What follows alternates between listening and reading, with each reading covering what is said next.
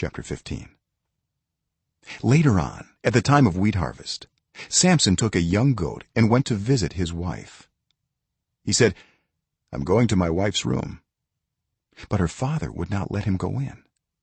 "I was so sure you hated her," he said, "that I gave her to your companion. Isn't her younger sister more attractive? Take her instead." Samson said to them, "This time I have a right to get even with the Philistines. I will really harm them." So he went out and caught 300 foxes and tied them tail to tail in pairs. He then fastened a torch to every pair of tails, lit the torches, and let the foxes loose in the standing grain of the Philistines. He burned up the shocks and standing grain together with the vineyards and olive groves.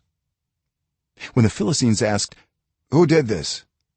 they were told, "Samson, the Timnite's son-in-law, because his wife was given to his companion." So the Philistines went up and burned her and her father to death. Samson said to them, "Since you've acted like this, I swear that I won't stop until I get my revenge on you." He attacked them viciously and slaughtered many of them. Then he went down and stayed in a cave in the rock of Etam. The Philistines went up and camped in Judah, spreading out near Lehi.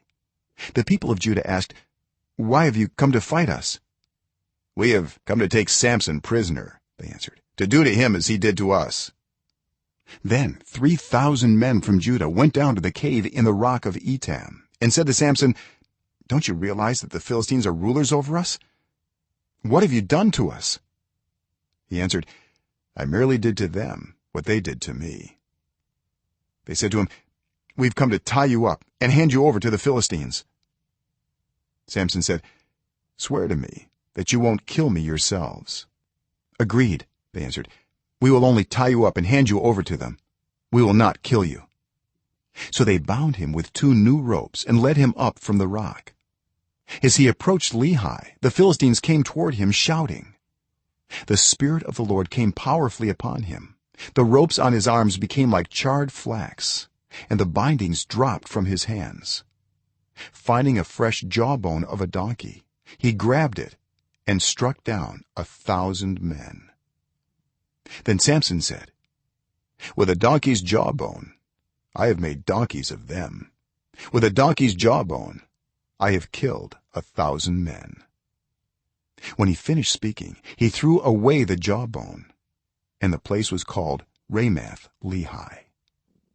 Because he was very thirsty, he cried out to the Lord, "You have given your servant this great victory. Must I now die of thirst and fall into the hands of the uncircumcised?" Then God opened up the hollow place in Lehi, and water came out of it. When Samson drank, his strength returned and he revived.